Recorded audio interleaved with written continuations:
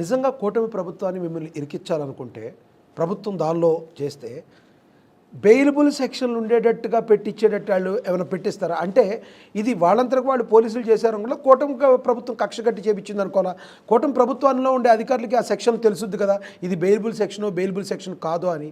కాబట్టి కూటమి ప్రభుత్వం కావాలని చేస్తే మీ మీద ఇంకా బలమైనవి పెట్టించాలి కదా, ఎందుకు పెట్టించలేదు? నా మీద 111 BNS కూడా పెట్టారు.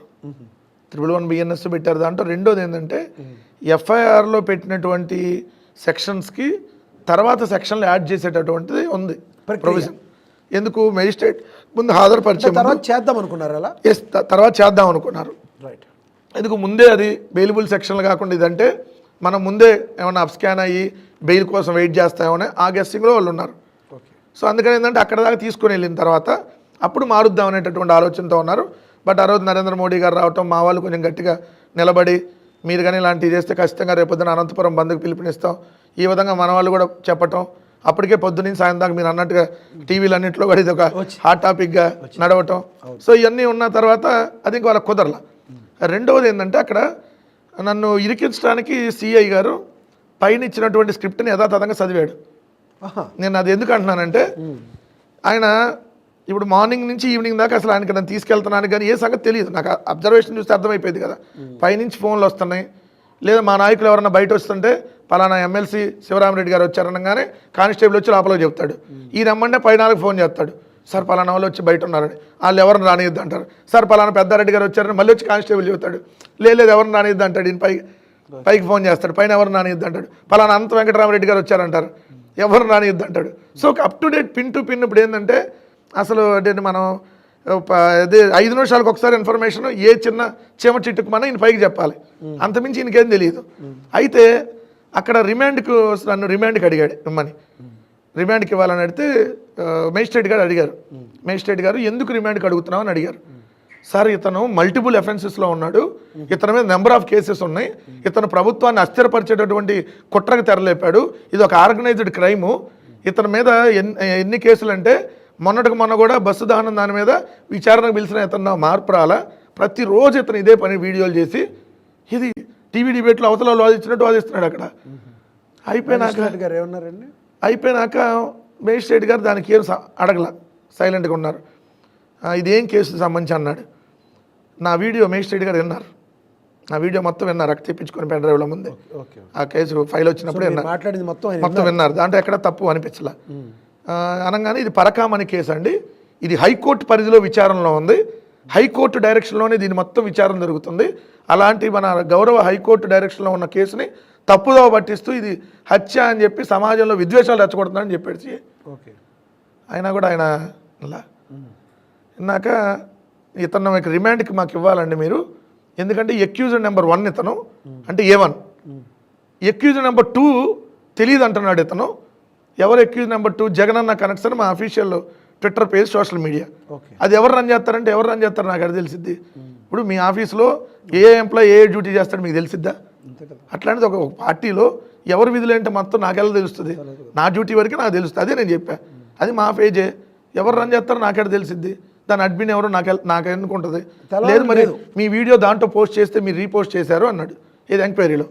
నాది సోషల్ మీడియాలో పెట్టుకుంటే నాకు నెగిటివ్ కూడా 100 మంది పెట్టుకుని నన్ను తిట్టేవాళ్ళు కూడా ఉంటారు, దానికి నాకేం సంబంధం? ఎవడెవరు ఇప్పుడు నాకు నచ్చింది ఎవరు నాకు కనపడింది నేను రీపోస్ట్ చేసుకుంటా అని చెప్పా. అదే అక్కడికి వెళ్ళి ఆయన జగనన్న కనెక్ట్స్ ఎక్యూజ్ నెంబర్ 2 వాళ్ళని కానీ మనం పట్టుకోవాలంటే ఇతను లోపలేసి విచారణ చేసి కస్టడీకి తీసుకోవాలన్నాడు. నేను ఒక్కోసారి ఆలోచించా, పొద్దున్న నుంచి ఉన్నది ఇప్పటికి అపరిచితుడు అయిపోయాడు అన్నట్టుగా. అన్నాక ఎన్నింటికి అరెస్ట్ చేశారు మళ్ళీ అన్నాడు మేజిస్ట్రేట్ గారు. 8:30కి అన్నాడు. ఎమ్మంటే నన్ను అడిగాడు మేజిస్ట్రేట్ గారు, ఇక నా క్లోజింగ్కి వచ్చింది విచారణ, ఎన్నింటికి అరెస్ట్ చేశారు మిమ్మల్ని అన్నారు. 8:30కి అన్నారు అని చెప్పా. మిమ్మల్ని పోలీసులు ఇబ్బంది పెట్టారా అన్నాడు. నన్ను ఎటువంటి ఇబ్బంది పెట్టలేదు అన్నాడు. నిజమే చెప్పాను, నన్ను ఇబ్బంది పెట్టలేదు కాబట్టి ఇబ్బంది పెట్టలేదు అన్నా. ఇది ఈ కేసులో నన్ను ఇబ్బంది పెట్టలేదు అన్నా. కానీ నాకు కనీసం నోటీస్ కూడా ఇవ్వలేదు సార్, పలానా కేసులో నన్ను అరెస్ట్ చేస్తున్నట్టు కూడా చెప్పలేదంటే అదేంది నీకు ఏ కేసులో అరెస్ట్ చేస్తున్నారో తెలియదా అన్నాడు మేజిస్ట్రేట్ గారు. సరే ఇట్లా నా వీడియో నాకు చూపించి దీని మీద మిమ్మల్ని స్టేట్మెంట్ రికార్డ్ చేసుకోవడానికి వచ్చామని చెప్పారు సార్. స్టేట్మెంట్ కూడా రికార్డ్ చేసుకున్నారు, మా ఇంట్లో రాసుకున్నారు మొత్తం. సో మళ్ళీ తర్వాత వాళ్ళకి ఫోన్ లేదో వచ్చినాయి, నన్ను తీసుకురమ్మంటే మళ్ళీ ఇక్కడ స్టేట్మెంట్ రికార్డ్కి అన్నారు సార్. అసలు మేజిస్ట్రేట్ గారి దగ్గరికి తీసుకొని వస్తారని కదా నాకు తెలియదు. మరి నీకు ఏ నోటీస్ ఇవ్వలేదా అన్నాడు. నాకు నోటీస్ కాదు సార్, ఎఫ్ఐఆర్ కాపీ కూడా ఇవ్వలేదని చెప్పా. అక్కడ అసలు అనగానే అది మరి ఇప్పుడు serious అయ్యి నీకు నువ్వు ఎఫ్ఐఆర్ కాపీ ఇప్పటివరకు చూడలేదా అన్నాడు. నా చేతిలో ఉంది సార్ ఇప్పుడు ఎఫ్ఐఆర్ కాపీ, మీరు అటు నుంచి వస్తున్నప్పుడు నాకు ఇది ఇచ్చారు, మీరు అక్కడి నుంచి నడుచుకుంటూ వస్తున్నప్పుడు నాకు ఇది ఇచ్చారు, సో ఇక్కడికి వచ్చినాక మీ హ్యాండ్ ఓవర్లో నేను ఎఫ్ఐఆర్ కాపీ నా దగ్గర ఉంది. అడిగారా దాన్ని, ఎక్స్ప్లెనేషన్ ఆయన అడిగారు? దాన్ని ఇంకా అడగలేదు. దాని తర్వాత నిన్ను అరెస్ట్ చేసినట్టుగా పలానా నరేందర్ రెడ్డి అనే పర్సన్కి ఇన్ఫార్మ్ చేసినట్టుగా ఇక్కడ ఉందిగా అన్నాడు. ఇక్కడ తాడిపత్రి వచ్చినాక అతను ఆధార్ కార్డు అని ఆయన్ని నన్ను అడిగి, సో అతను ఎవరు వచ్చారు, మీ వాళ్ళు బంధువులు ఎవరైనా వచ్చారంటే ఇట్లా మా వచ్చారండి అంటే అప్పుడు ఇక్కడ చూపించారు సార్ అరెస్టు. సో నన్ను పొద్దునుంచి అరెస్ట్ చూపించలే, ఇక్కడ తాడిపత్రిలో మీ అక్కడికి వచ్చిన తర్వాత చూపించారు అన్న అని నేను అన్నాను. సార్ నేను రేపు పొద్దునే విచారణకు వస్తాను, నాకు నోటీస్ ఇచ్చేయాలని కూడా అడిగాను. నేను ఎక్కడ కూడా ఇబ్బంది పెట్టలేదు, వాళ్ళకి సహకరించాను అని నేను క్లియర్గా నా వర్షంలో. ఇంట్లో పాప మిస్సెస్ ఉన్నారు. సో ఆ టైంలో కనీసం ఇన్ఫామ్ చేసి ఇదిగో పలానా నోటీస్ మా మిస్సెస్కి ఇచ్చి ఇదిగో పలానా స్టేషన్కి పలానా కేసు మీద తీసుకెళ్తున్నాం కానీ ఎక్కడ వైట్ పేపర్ మీద కూడా రాసి ఇవ్వలేదు సార్ అని చెప్పి. ఏమన్నారండి ఆయన? ఆయనకు అర్థమైపోయింది.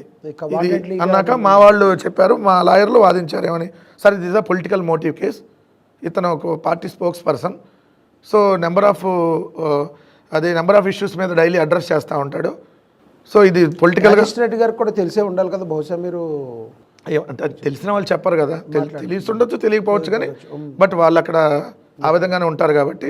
సో ఆయన అన్నాడు మీరు బేసిక్సే నువ్వు ఫాలో అవ్వలేదు, సో నేనైతే ఈ దీంట్లో మీకు కండిషన్ బెయిల్ ఇస్తాను, సో కొన్ని కండిషన్స్తో మీరు వైలేట్ చేయకుండా. ఏం కండిషన్స్ ఇచ్చారు సార్? అదే మళ్ళీ ఈ ఇష్యూ దాని మీద ఏదో వాళ్ళు ఒకవేళ నేను ఏదన్నా ఎక్కడన్నా మీడియా ముందు మాట్లాడకూడదని కానీ లేదంటే మీకు స్పోక్స్ పర్సన్గా మీరు కంటిన్యూ చేయకూడదు అరే ఏమన్నా పెట్టారా మీకు? అసలు అట్లా ఉండడానికి అవకాశం లేదు కదా.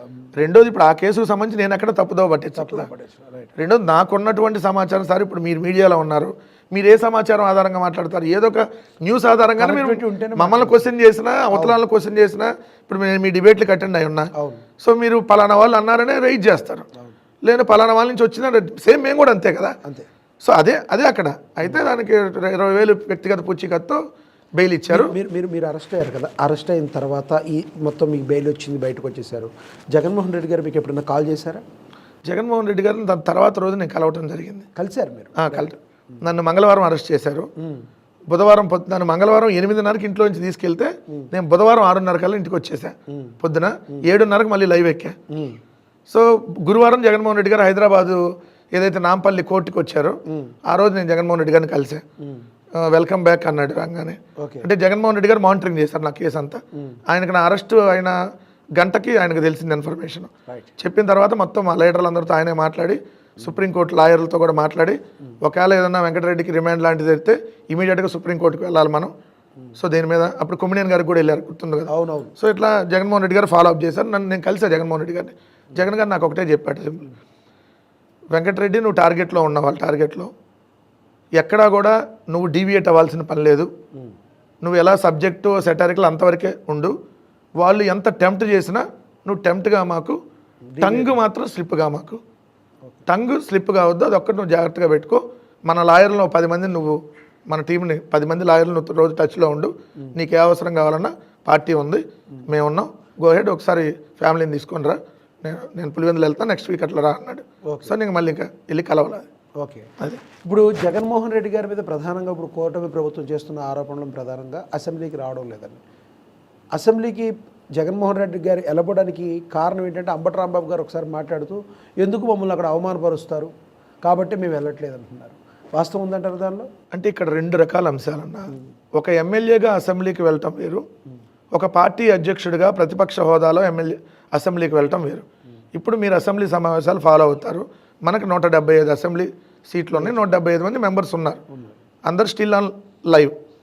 సో 175 మందికి ఒకరోజు అవకాశం రాదు, 5 రోజులు 6 రోజులు బట్టి ఒక ఎమ్మెల్యేకి రావాలంటే. ఎందుకంటే రోజుకి ఒక 25 మందో 30 మందో, అది కూడా ఎమ్మెల్యేలు ఏం క్వశ్చన్ అడగలుగుతారు, వాళ్ళ నియోజకవర్గంలో ఉన్న సమస్యనే క్వశ్చన్ అడగలుగుతారు.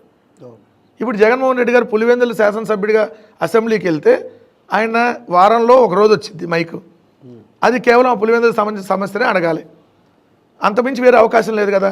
అదే జగన్మోహన్ రెడ్డి గారికి ప్రతిపక్ష నాయకుడిగా మైక్ ఇస్తే రాష్ట్రంలో ఉన్న అన్ని సమస్యలు అడ్రస్ చేయడానికి అవకాశం ఉంటుంది. అంటే ఇక్కడ ప్రజలు కూడా ఇంకొకటి, అది కూటమి ప్రభుత్వం చెప్పిన ఎవరైనా కూడా ఎప్పుడు నిరంతరం వెళ్ళలేకపోయినా ఏదో ఒక టైంలో వెళ్ళి తమ నియోజకవర్గం గురించి మాట్లాడో లేదంటే నేను శాసనసభకు వచ్చాను అని అనిపించుకుంటానుకో తర్వాత సార్వత్రిక ఎన్నికలు దృష్టిలో పెట్టుకునైనా జగన్మోహన్ రెడ్డి గారు వెళ్ళొచ్చేది ఇప్పటి వరకు వెళ్ళలేదు, ఫ్యూచర్లో వెళ్ళే అవకాశం ఉందంటారా? సార్ ఒకటి కోర్టులో ఉన్న అంశం, మేము ప్రతిపక్ష నాయకుడు హోదా గురించి కోర్టులో కేసు వేసి ఉన్నాం. హైకోర్టు తీసుకుంటుంది అది, ఎందుకంటే అది కోర్టు పరిధిలో లేదంటది కదా. లేదు సార్, కోర్టు ఆల్రెడీ వీళ్ళకి నోటీస్ కూడా ఇచ్చింది స్పీకర్ గారికి, వీళ్ళు దానికి వివరణ ఇవ్వలే. ఇంకా వివరణ కూడా ఏమిస్తారు సార్ దానికి? కోర్టు లేదు సార్, దానికి ఒక రూల్ ఉంది. ఇప్పుడు శాసనసభలో ఇప్పుడు మేము కానీ ఒకవేళ అంటే మాకంటే ఎక్కువ సీట్లు వచ్చిన వాళ్ళు ఉండుంటే వాళ్ళకి అపోజిషన్ స్టేటస్ వెళ్తుంది. మాకంటే ఎక్కువ సీట్లు వచ్చిన వాళ్ళు జనసేన వాళ్ళు ఉన్నారు, కానీ జనసేన కూటమిలో ఉంది. సో 3 పార్టీలు కూటమిలో ఉన్నాయి, విడిగా లేరు. ఒకవేళ జనసేన విడిపోయింది అనుకోండి, మాకు అపోజిషన్ స్టేటస్ రాదు, జనసేనకు వస్తుంది. ఎందుకు? ప్రతిపక్ష హోదా స్టేటస్, ఎందుకంటే వాళ్ళకి ఎక్కువ సీట్లు ఉన్నాయి కాబట్టి మాకంటే.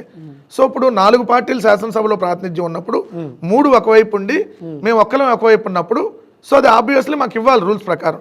నేనేమంటున్నాను, వాళ్ళు మమ్మల్ని క్వశ్చన్ చేస్తున్నారు కదా, డెఫినెట్లీ మమ్మల్ని అసెంబ్లీకి రావాలని వాళ్ళు కోరుకుంటున్నారు కదా, ఏమైంది కొద్దిసేపు మైక్ ఎక్కువిస్తాము, మీకు ప్రతిపక్ష హోదాకు సంబంధించిన ఆ బెనిఫిట్స్ ఏమేమో, బట్ ప్రతిపక్ష నాయకుడు హోదాకి ఎంతసేపు మైక్ ఇస్తామో మీకు అంతసేపు ఇస్తామంటే సింపుల్గా వాళ్ళకి కూడా అయిపోయింది కదా. ఎందుకు మళ్ళీ వాళ్ళు దాన్ని ఇవ్వనని చెబుతున్నారు? వాళ్ళు స్పీకర్ కానీ డిప్యూటీ స్పీకర్ కానీ ప్రెస్ మీట్లు పెట్టి మీకు పులివెందుల ఎమ్మెల్యేగా మాత్రమే ఇస్తాం అని ఎందుకు అంటున్నారు? అంటే అక్కడే ముందే వాళ్ళు మీరు అసెంబ్లీకి వచ్చినా మీకు మేము మైక్ ఇవ్వం అని ఓపెన్గా చెప్తున్నట్టే లెక్క కదా. నేనేమంటాను, 164 మంది ఉన్నారు, 3 పార్టీలు ఉన్నాయి కదా, ఏమైంది? 11 మంది ఉన్న ఒక పార్టీయే కదా, మాది చిన్న పార్టీ కదా మీ దృష్టిలో. ఎస్, మీకు మైక్ ఎంతసేపు కావాలంటే అంతసేపు ఇస్తాం చెప్తున్నారు కదా, ఇస్తామని వాళ్ళు అంటే ఎక్కడ చెప్పట్లేదు. మైక్ ఇస్తామని చెప్పి శాసనసభ్యుడిగా మాత్రమే ఇస్తామంటున్నారు. చాలా డిఫరెన్స్ ఉంది. అది శాసనసభ్యుడిగా ఈయన అవకాశం ఎప్పుడు వస్తుంది? వారంలో ఒక రోజు వస్తుంది.